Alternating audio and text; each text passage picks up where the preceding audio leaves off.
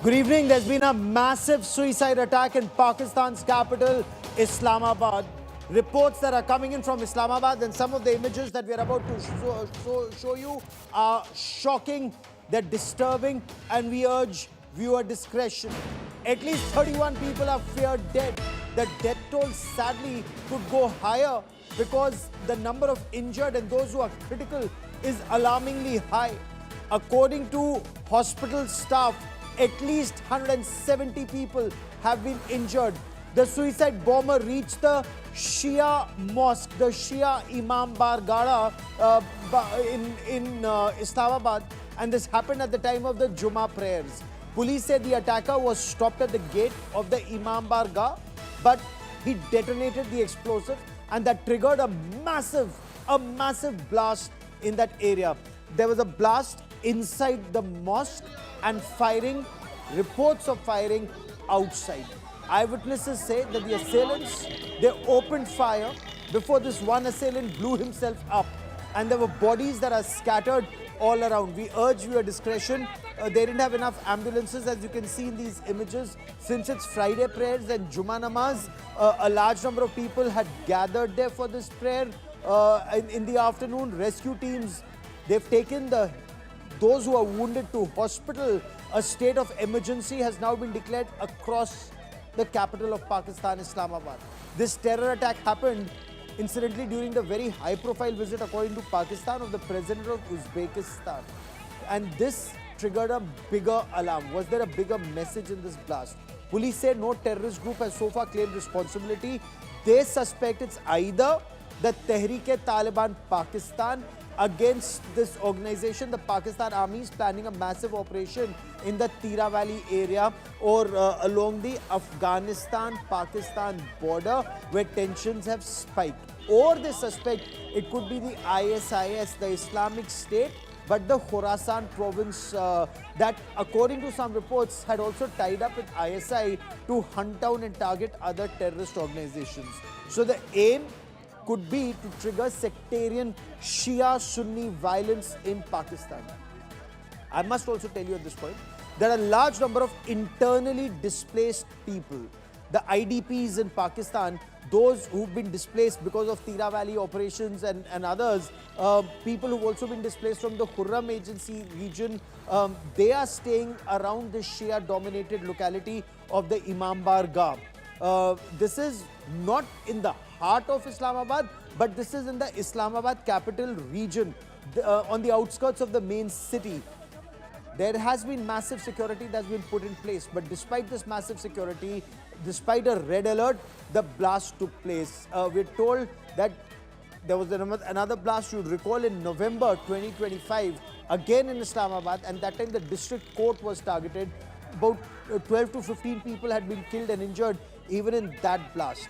The blast this afternoon, we are told the condition of at least 20 injured is extremely critical.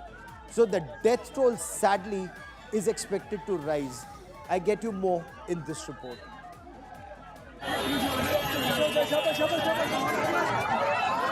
Pakistan on the edge tonight. From the capital, Islamabad, to insurgency hit Balochistan, the country staring at a widening security crisis.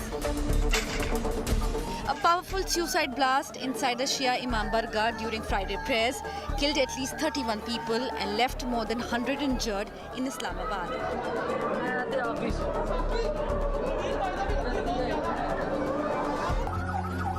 Hospitals are on high alert. The area has been sealed by security forces, and officials warn the death toll could rise. Even as Pakistan's leadership says terror cannot break national resolve, the situation on the ground tells a far more troubling story. In Balochistan, train services have been suspended yet again. Mobile internet shutdowns continues as BLA attacks have triggered sweeping military operations, leaving civilians and security personnel dead. The rising attacks makes one wonder if Field Marshal General Munir losing control of Pakistan's security landscape. Sections of Pakistan's own media are raising allegations of a possible false flag distraction to divert attention from Balochistan. from a bomb-hit capital to a province sleeping further into unrest. One question is growing louder tonight. Is General Asim Munir losing the plot? Bureau Report, India Today.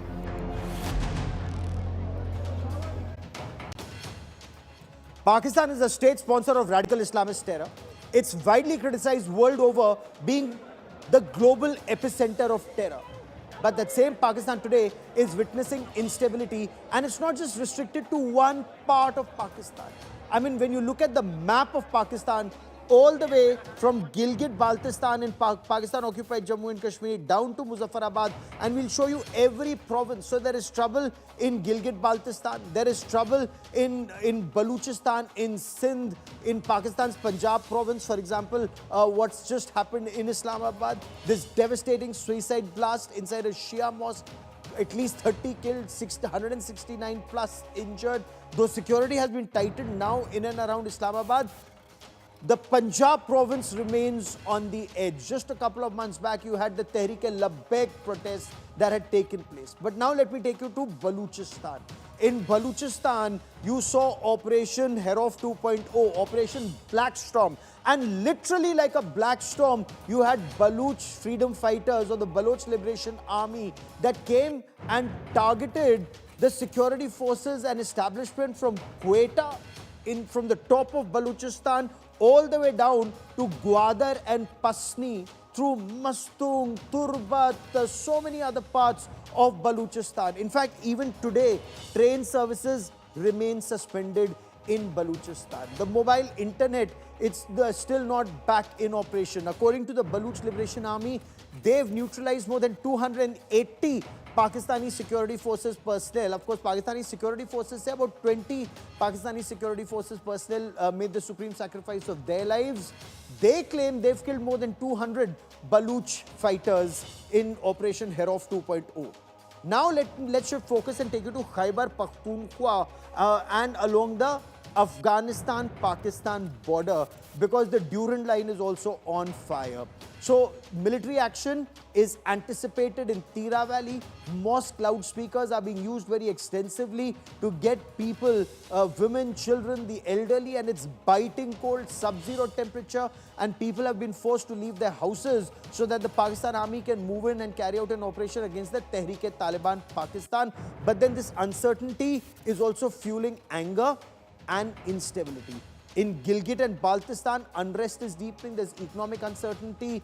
People are very cut up that their land is being taken away, in some cases being given for Chinese projects, and that incidentally is Indian territory in illegal occupation of the Pakistani state. Gilgit-Baltistan is a part of Pakistan-occupied Jammu and Kashmir that Pakistan calls its northern areas. Let me now then take you to the AFPAC border region.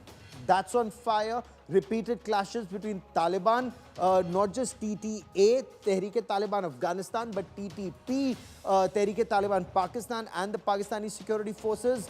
That's leading to trouble. So trouble in KPK, trouble in Baluchistan, Sindh, there's a freedom movement that's on, Punjab now burning, and of course Pakistan occupied Jammu and Kashmir, including Gilgit and Baltistan. Let me now bring in our guests on this special broadcast and try and understand what's happening in Pakistan through the eyes of experts who've analyzed Pakistan all their lives as a career.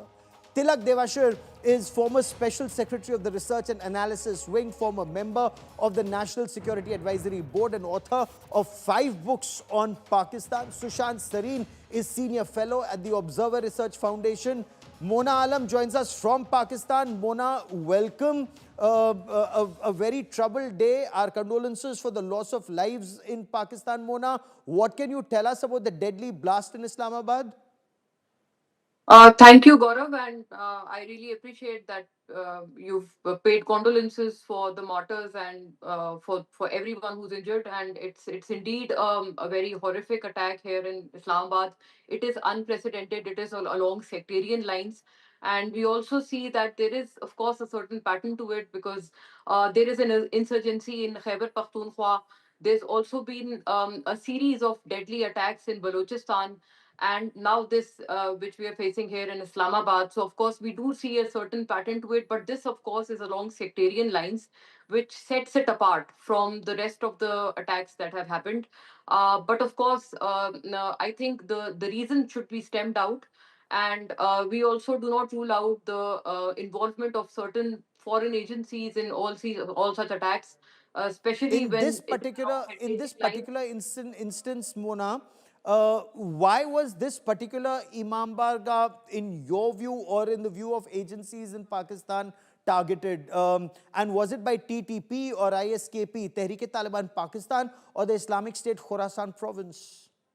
TTP hasn't claimed any responsibility for such an attack, and which, of course, is not the case in their generic attack patterns. I mean, they always come up and claim responsibility for whatever attacks that they do. So, initial reports are suggesting, of course, these are very premature at this point in time, that it may, go to ISKP, ISIS. Khorasan, I do think that initial reports signal towards their involvement, but of course that again is premature, and I think it is not very wise to put the blame on anyone as such at this point in time.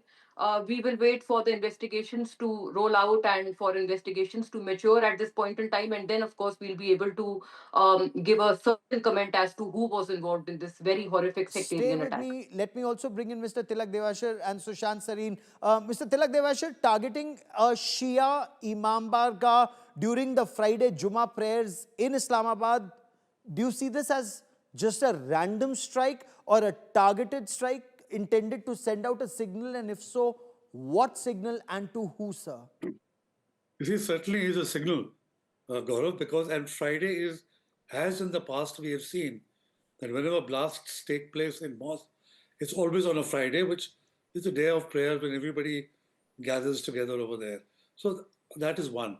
Now, as I would agree with Mona that today, right now, we can't sort of say, but in all likelihood, I mean, this is my assessment, no information, that it will be the ISKP. And I'll give you a small background. You know, if you link the dots, the Tira Valley is being, people are being shifted out of Tira Valley. One view is that this is not just to conduct an operation, but this has actually been to resettle the ISKP in this particular area. And earlier there were reports that the ISKP had also set up base in Balochistan till people got wind of it, and now they're shifting the ISKP to Tira. But then the surprising information that I got was that some of the people of the ISKP have actually been killed by the Pakistan army to show to the US that how effective they are against the ISKP. So this could be a revenge killing by the ISKP. Now, a lot of dots have been connected on very thin evidence. We probably need to get more evidence. But I would put, if I were to bet, I would put it at the ISKP. There were some reports, Sushant Sareen, and they may have been unconfirmed. They may have come from rival sources that seem to indicate that the ISI had reached out to ISKP, Pakistan's ISI, to use them to target the Tehrik-e-Taliban Pakistan in the Northwest Frontier province. Now, Islamabad has been targeted even earlier. Most recently in November, a blast in the district court killed close to a dozen people, if not more. Is Pakistan on the brink? And your reading of the ISI said to be meeting ISIS or ISKP to target Tehrik-e-Taliban Pakistan? So, Gaurav, look, Pakistan in many cases is a witch's brew. You can't, it's very difficult to say who is behind it. There is one particular report which is calling it a false flag attack.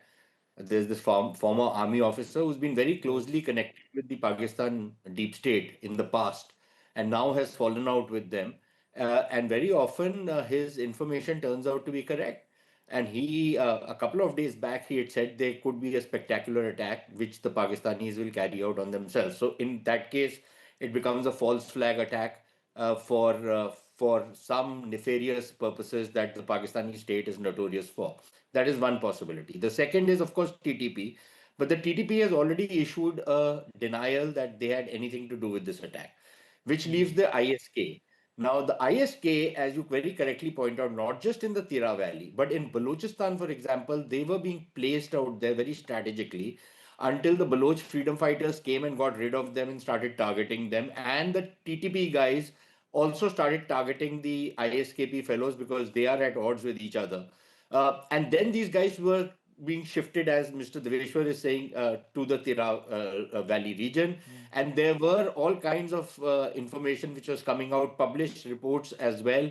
And it could very well be, as Mr. Deveshwar points out, that this kind of a tit for tat between the ISI and the ISIS, and Mona very, I think it was a Freudian slip from her because she said it could be ISI, ISIS. So maybe it was a Freudian slip. Maybe she wanted to say it. I don't know. But yeah, it is entirely possible that this could be one of the internal conflicts between two Okay. parts of the ISI, which is the singular ISI and the plural ISIS. So we'll have to wait and see. Let us see who takes responsibility for it. But please also remember, uh, I was just seeing reports from Pakistan actually, which says that just about a kilometer away from where this attack took place, and this is not the first time this area has been attacked, Yes. there was a big congregation of Sunni extremists who are meeting in Islamabad under the eyes of uh, the all-conquering field marshal, who himself is known to have sectarian leanings. So you allow these Sunni extremist groups to meet in Islamabad Okay. to do hate speech in Islamabad, and then you crib about pata nahi kaun hai, who has come, fitna al Khawarij, fitna al Hindustan, fitna al America, fitna al Israel. They just keep it should ideally be fitna al Pakistan Fauj, Let because me these get are Mona to people being respond. created by the Okay. Pakistan army and being spread out there. Okay, Mona, trouble in Islamabad, trouble in KPK, Pakistani media, incidentally, I think you've also reported and some others that mosque loudspeakers were used to tell people to leave the Tira Valley because there is some operation that's likely to happen. These were some reports which your defense minister said it's normal, people leave in winters. But would you want to respond to that former ISI officer that Sushant Sareen was also referring to, who said this could well be a false flag operation? Well, I'm amazed to say the least that out of some malicious intention, Mr. Sareen wants to eliminate the last S in ISIS. But it'll never happen. And thank you for giving me this humor moments in these dark hours in my country. But of course, sadly, no reality to all these cooked up and doctored stories that are coming up. And I'm rather amazed that the kind of angling that's been given to all of this. He also pointed out that the former ISI fellow. I suppose he's speaking about Adil Raja, who himself is, I think, facing serious defamation charges in the UK for all sorts of doctored and fake news, and he's under, in fact, I think, heavy defamation fine that's up to him to pay. And I also saw him seeking some monetary help in one of his ex posts. So such is the bizarre scenario of your most reliable source, which is being No, no, quoted we're by only utmost. asking. India has, he's a Pakistani, you're from But yeah, he's Pakistan. a It has nothing to do disgruntled with guy. us. We are only He's a asking you. disgruntled guy. He, of Okay, course, so has we his are only own asking reasons you to be what is disgruntled. happening since this is Yeah, information that's coming in from there. We are not taking any of course. sides So in this. I was only trying to explain as to why his information is bogus and fictitious of the highest Sure. order. That's But the about it. point But that, the point that both Mr. Devashir and Sushant raised was trouble in Islamabad, trouble in KPK, trouble in Baluchistan, of the course, I myself have spelled Sindhis. out that I see a certain pattern to it.